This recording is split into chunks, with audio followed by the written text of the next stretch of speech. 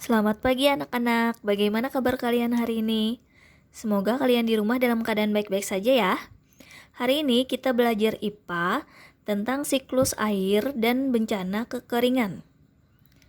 Materinya ada di tema 8 subtema 2.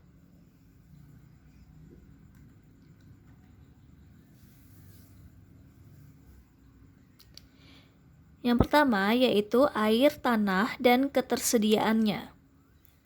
Air hujan yang jatuh ke bumi sebagian meresap ke dalam tanah melalui celah-celah dan pori-pori tanah maupun batuan.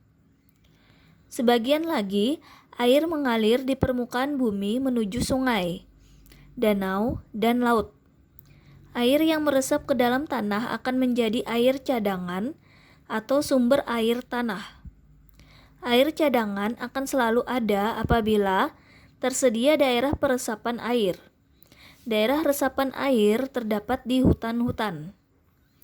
Tumbuhan hutan mampu memperkukuh struktur tanah, jadi pada saat hujan turun, air tidak langsung hanyut, tetapi air akan terserap dan tersimpan di dalam tanah.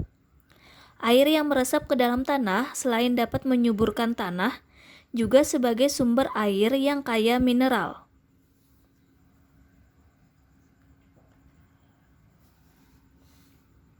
Selanjutnya adalah kegiatan manusia yang mempengaruhi ketersediaan air tanah. 1. Penebangan hutan secara liar. Penebangan hutan yang dilakukan manusia dengan tujuan membuka lahan pertanian, perkebunan, perumahan, dan industri dapat mengurangi kemampuan tanah dalam menyimpan air. Hutan yang gundul tidak dapat menahan air hujan yang masuk ke dalam tanah. Akibatnya, ketika musim penghujan terjadi banjir dan pada saat musim kemarau terjadi kekeringan.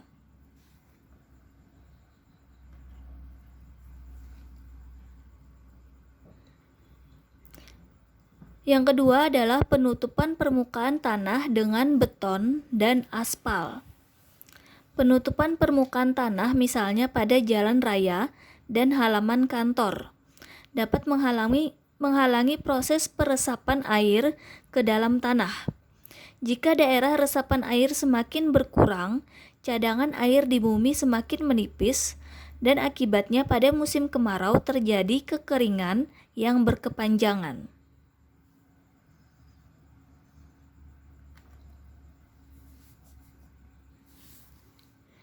Selanjutnya adalah cara menjaga keberlangsungan siklus air agar ketersediaan air tanah tetap terjaga. Yang pertama caranya adalah melakukan reboisasi hutan gundul. Yang kedua, menanami lahan kosong di sekitar rumah. Yang ketiga, membiarkan halaman terbuka dan tidak tertutup beton atau aspal. Yang keempat, membuat lubang biofori di halaman, kebun, dan lahan kosong.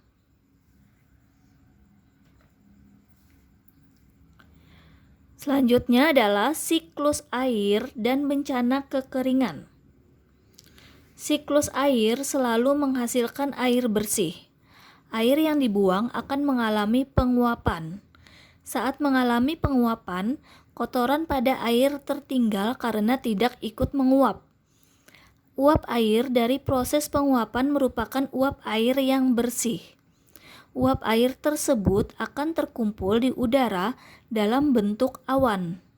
Awan yang penuh dengan uap air akan tertiup angin dan jatuh dalam bentuk air hujan.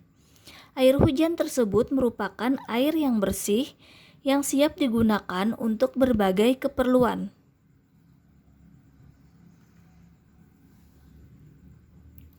Selanjutnya adalah proses terjadinya air tanah.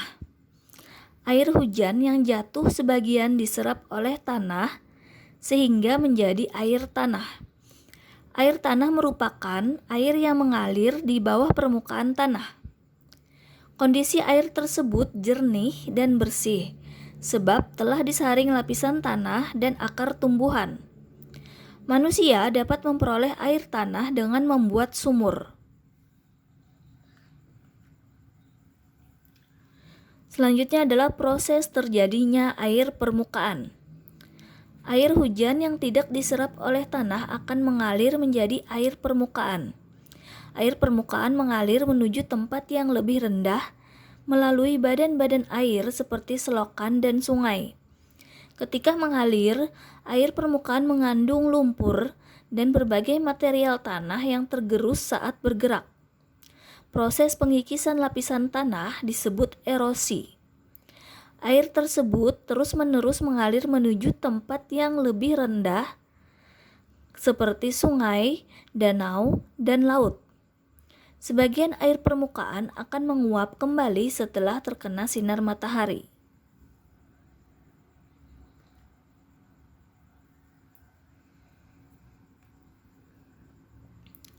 Cara untuk menghadapi bencana kekeringan. 1. Efisien dalam menggunakan air melalui penggunaan teknologi hemat air. Yang kedua, melakukan sistem bergilir dalam penggunaan air. Yang ketiga, pembangunan waduk atau berbagai bangunan yang dapat digunakan untuk menampung air hujan. 4. Memprioritaskan penggunaan air waduk untuk keperluan air minum, pengairan, dan industri. 5. Pemantauan intensif pada persediaan air dalam waduk. 6.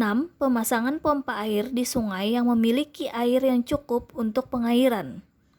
7.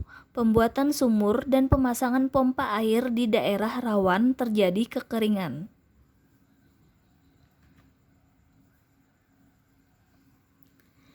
Selanjutnya adalah dampak siklus air bagi kehidupan.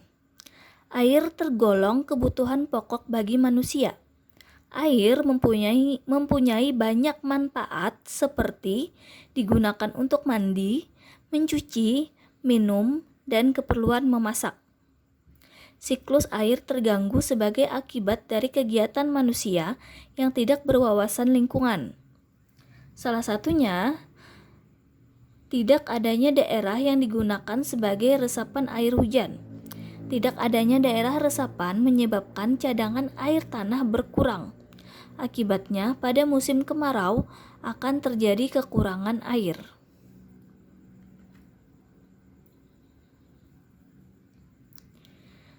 Cara melestarikan air tanah agar keseimbangan siklus air dapat kita jaga. Yang pertama, menanam pohon yang mempunyai akar yang kuat. Yang kedua, tidak mengubur sampah plastik di dalam tanah. Yang ketiga, tidak menutup permukaan tanah dengan semen. Yang keempat, mengurangi polusi udara atau asap pabrik dan asap kendaraan.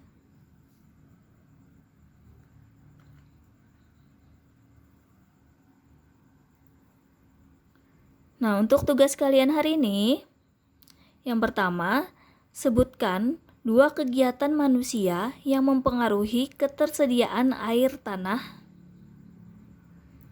Yang kedua, apa yang terjadi jika daerah resapan air semakin berkurang? Yang ketiga, jelaskan proses terjadinya air tanah. Yang keempat, jelaskan proses terjadinya air permukaan. Dan yang kelima, sebutkan 3 manfaat air dalam kehidupan manusia.